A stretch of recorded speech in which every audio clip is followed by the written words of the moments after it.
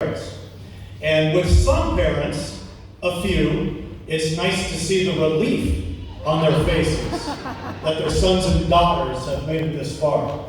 But they're all proud of you guys, for good reason. And you should be proud of your sons and daughters. Now, seniors, I want to tell you, I've been thinking about this for several days. I've decided you can wear your hats in school today. It's okay. Don't be nervous. Don't throw them in. Also, I've been given a microphone, and that means that the gentlemen up there on that stage are already worried about how long I'll be talking. Now, I'll promise you this. My remarks today, I'll make them shorter than the meandering stories of Connor Rosenberg. I can't think of a better storyteller than Connor Rosenberg. They don't always have the best ending, but they'll take you on a journey. Also, before I really dive in here, I feel like I should take attendance. Devin! Brodowski! Is Devin here? Devin, stand up!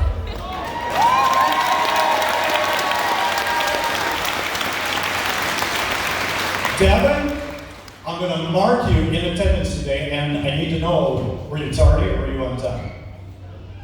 Devin was early, you guys. Devin, you deserve that round of applause, and go ahead and take a seat, Devin. Thanks for playing along. That was great. All right, so I just want you guys to know that I really love your class motto. Your class motto is great. Do better, be better. Now, when I hear better, that tells me something about you guys. I think you guys are committed to self-improvement. I don't think this version of you here today is the final version of you. I think you're going to be a different version later, and it's going to be something really great. But what else I like about your motto is the do and the be. You got some action words in there. You guys are people of action. I've seen you guys in action. And it's been really interesting to see you guys in action. Now, I would say I've also noticed this about you guys. You guys are a competitive bunch. You are competitive. My, oh my. It doesn't matter if you guys are going down the slide on the playground like Caden described.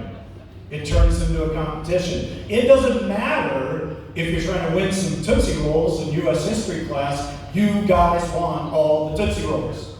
Or if you're out competing in your activities, like East Region Baseball. I said East Region Baseball. Way to go, champions. Or track athletes in track. We've got some state champions. Fantastic.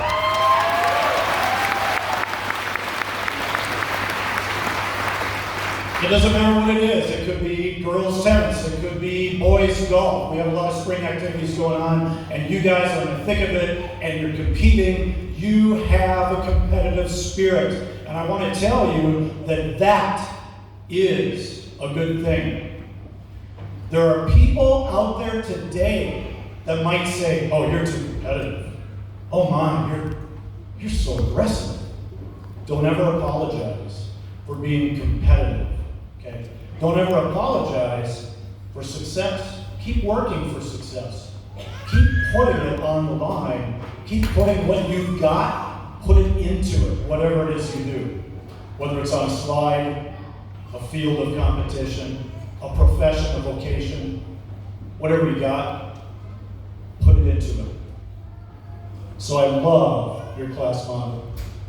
I got a couple shout outs, I hope you guys don't mind. I'm not going to have a shout out for everybody because then people would get nervous on the stage up there. But hey, shout out to Caden Hocker. Where's Hocker?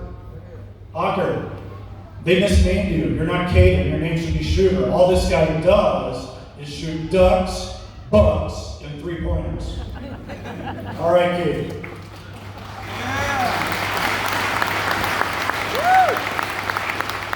So I've got 4 quick thoughts that I want to share with you that might help you on your path to do better, be better. You guys have a great start. I'm so excited for you. You have so much ahead of you.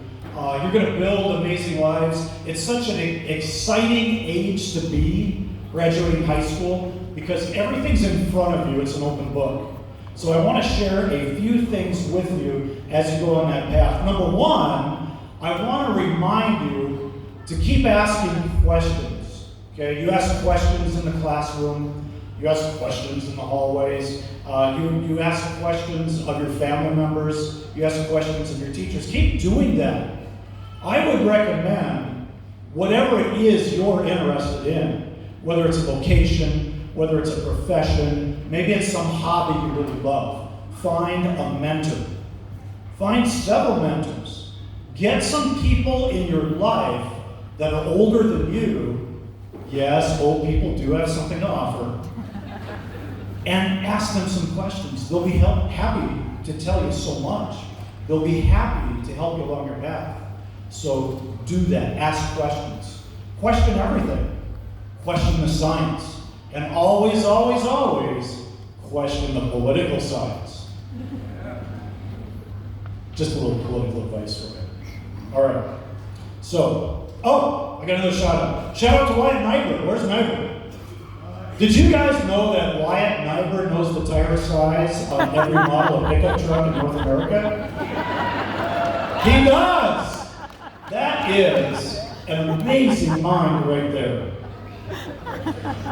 Second tip of advice I'd like to give you as you go out on your path is to trust your instincts. Okay? You've been going to school. We've been giving you a lot of book knowledge. We've been trying to get a lot of head knowledge in there. But you have something else. You have instincts. Instincts that are passed through your family, instincts that are in your DNA. And your instincts often might tell you something is wrong. Well, if your instincts tell you that, it probably is. Your instincts might also tell you something you need to do is right. Then do that. If your instincts say, take action, take action. So trust your instincts. If your instincts tell you to act, you should act. And I think, brace yourselves, here I go. I think Theodore Roosevelt would probably say it this way. Do your best with what you have, where you're at. Boy! Well, what do you have? You've got some head knowledge, you've got some instincts, and I think you guys can do even more than what you can imagine. You can do more than what you even think you can do if you just give it a chance. And I think that's what Mr. Gluten is doing in those mornings. You know, when he says, he talks about mindset, right? He wants to get you into the right mindset. The mindset can make a difference. And here's why. Because as you think you are, so you become. So put on the right mindset, and you'll become whatever it is that you want to be. All right, quick shout out to Colin Lanu. I noticed that Colin shaved today. It's looking pretty smooth, Colin. Looking good for family pictures and everything. I love that. I'm a little bit disappointed because for most of the winter, Colin Lanu had the same mutton chop sideburns as U.S. President Chester Arthur. So I just got to tell you, Colin's a little bit old school like that.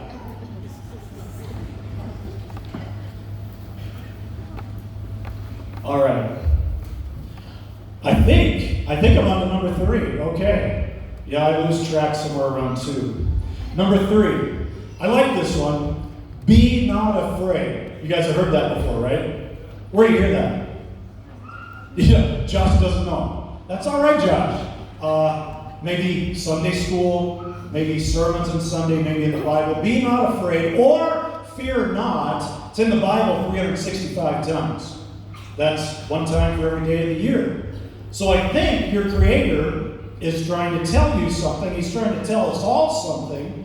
I think He's trying to tell you to live boldly. Live boldly and be not afraid. Now, am I saying that you'll never be afraid? No, but don't let it rule over you. Okay, be not afraid. I guess maybe I'm saying go for it. Okay, if you have a chance, go for it. All right?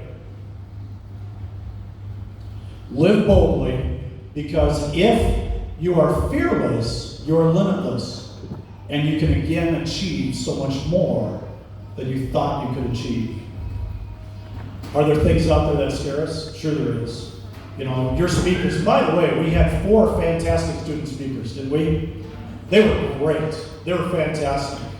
But I think maybe the most passionate speaker in this whole group is Miguel.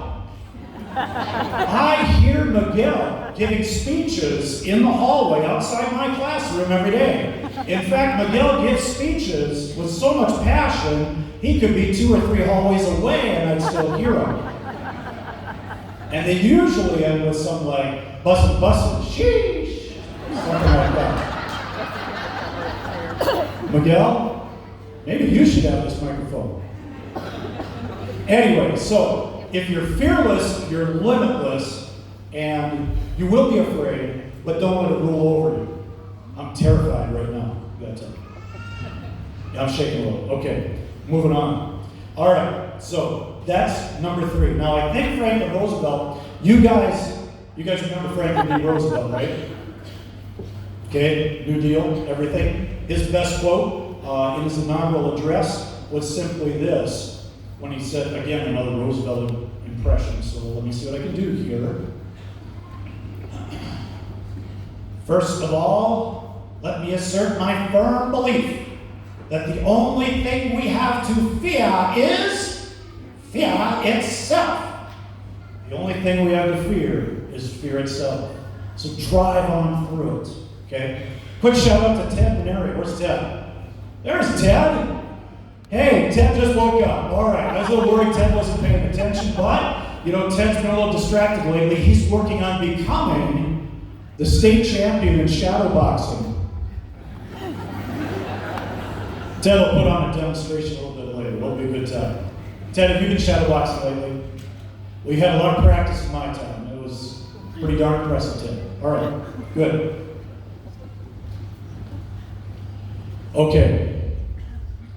I don't know. Oh, yeah, I got a couple shout-outs left. I'll get to that a little bit. But we'll get, oh, that already went up. Oh my goodness, number 4. All right, we're moving things along here. Number 4, 4th piece of advice I want to give you is put fuel on the fire. Across America, graduation speakers right now are talking about follow your dreams, okay? You're talking about chasing your passion. And I'm sorry, guys, that's just not me. I don't talk about dreams a lot because dreams, they're usually going really good, then they turn into a nightmare in some sort of strange, weird way. So I don't talk about dreams a whole lot, okay? So, and I don't talk about passion a whole lot because when I hear, except for Miguel speaking, that's passion. But when I hear passion, I think of the old cartoon character, Pepe Le Pew. He was a French cartoon skunk that fell in love with house cats all the time. Yes, cartoons were a little bit different when I was growing up, so you just got to see an episode to understand it. But when I say put some fuel on the fire, I'm going to talk about fire, not about dreams, not about passion, fire. You've got a fire inside you. And of course, one of my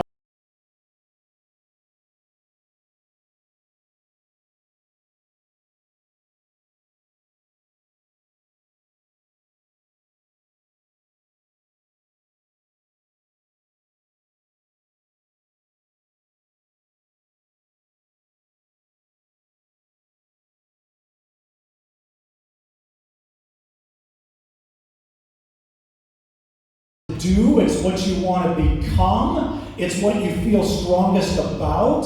It might be the thing that keeps you awake at night, the thing that you think, you know what, I think I can do it better. I think I have an idea that nobody has heard yet. That's what's in you, okay? Now, to put fuel on that fire, the fuel, and maybe I'm mixing my metaphors a little bit too much, but you guys played Mr. Gilbertson's stock market game, right? How'd that go? Raise your hands if you made money. All right. Raise your hands if you lost money.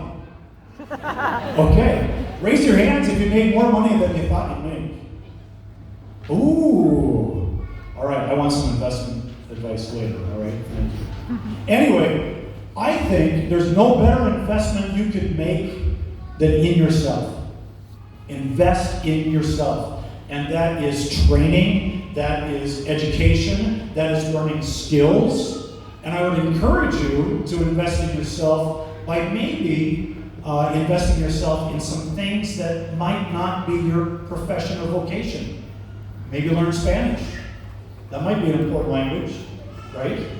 I would think so. Maybe invest in, maybe get together with those mentors and get information from them. Maybe learn some gardening, some canning. Get interested in taking things apart, putting things together. Some of you are already good at that. If you're already good at taking things apart and putting things back together, then I would say you should invest in maybe cracking open a book once in a while. Okay? But diversify that investment is the point I'm trying to make. And it will take you a long, long way. All right? So put some fuel on that fire, you guys. I think it's important, and I think if you invest in yourself, I think you'll be pretty happy with the returns, the results of it. I think you'll be happy. All right, quick shout out. Maddie Schaefer's over there. Okay, we've got Abby over here. Where do we got Kaylee? Kaylee's, hey, basketball managers. You know what I like about you guys? You guys work hard, but you make your work fun. So great job all these years. Fantastic effort. So that is one last shout out. Now, I want to close with a quick story that I haven't really told anyone. Okay? I had the opportunity with 9 other teachers from North Dakota to go to Berlin, Germany last year. And it was great. Berlin's awesome. So much history. There's World War II, there's Cold War, there's everything. You know, it was really a great time, and we learned a great deal, and it was so much fun. One place we visited was a small city called Hildesheim. Hildesheim had a school. In Germany, they begin tracking students as early as 4th grade. They look at a 4th grader and say, hey, kid, you're not going the academic route. You're going to go a different route. So they start making those decisions for the students. Here's what I like about the United States. We let you make the decisions, okay? You can pursue something as far as you want to pursue it, and then you can change, okay? You can change your interests, you can change your majors, you can change whatever. Anyway, we toured this school, and the German kids are awesome. They're a lot like you. They love the same things. I talked to a young man that loved basketball, and his favorite player is Kobe Bryant, okay? And I said, well, you see what happened in 08 when they played the Celtics? Just want you to know. No, I didn't break that to him. I wasn't too hard on him. But the kids were great. Then the headmistress of the school, after the students left, after we got to meet these really great German students, we kind of circled up in the courtyard, and she wanted to tell us something. This is what she wanted to tell us, and I thought it was really interesting and a little bit telling, you guys. She wanted to tell us that us Germans were different than you Americans. We would never say we're proud to be German. We just happen to be German. It's where we're born. And I had an instinctual reaction to that inside my head. I kept my mouth shut because I'm a good guest. You know, I want to be a good guest. I didn't want an international incident with North Dakota teachers and Germans. I didn't want that. Well, my instinctual thought was this. When she said, you know, we don't say we're proud to be German. We're proud of our country, but we're not proud to be German. We're just born here. I thought, how sad for you. I thought, how sad for you. And then one of our group, and I'm not judging this lady, she's a great teacher, she's fantastic. We became friends. Just a terrific person. She felt the need to say something, and she said, I feel the same way about being an American. I'm just born there. And I had another instinctual thought. The thought that came to me was, how sad for us. This spring, I read a survey in the Atlantic that only 47% of Americans feel patriotic. Well, it's kind of sad. I mean, maybe I won't change any minds, but maybe I will. But I love my country. And I love my country possibly, and I'm proud of being an American. I'm proud of being here in the United States. And I'll tell you, there's many reasons why. I'll tell you what some of the reasons aren't. I'm not proud to be an American because of some politician in a faraway capital city. I'm not proud to be an American because political parties want to tell me what to think. No, thank you. I'll do my own thinking. And so will you guys. I've heard you guys talk, oh, you think for yourselves. You do. And that's good. That's a good thing. But I'll tell you why I'm proud. Okay? Sure, I'm proud of our history, even though there's some bad stuff in it. But you know there's volumes and volumes and volumes of really good stuff in our history too. And I like how Ronald Reagan said it. Ronald Reagan, the impression of Reagan is just as bad as my other impressions. Well, we must remember what we've done so that we remember who we are. This is Ronald Reagan. But the number one reason why I'm proud to be an American, because every day, every August, for 33 years, I go into a classroom and I meet over the course of the day 100 to 110 really great young people. You're the reason I'm proud to be an American. You're the reason I believe in my country. You're the reason I believe our best days are ahead of us, not behind us. I believe that you guys can make a difference. I believe you can change the course of everything that we're doing when it needs to be changed. Is it okay if I say it, that I'm proud to be an American? Is it okay if I say I'm proud of you? All of you, all of us, we the people.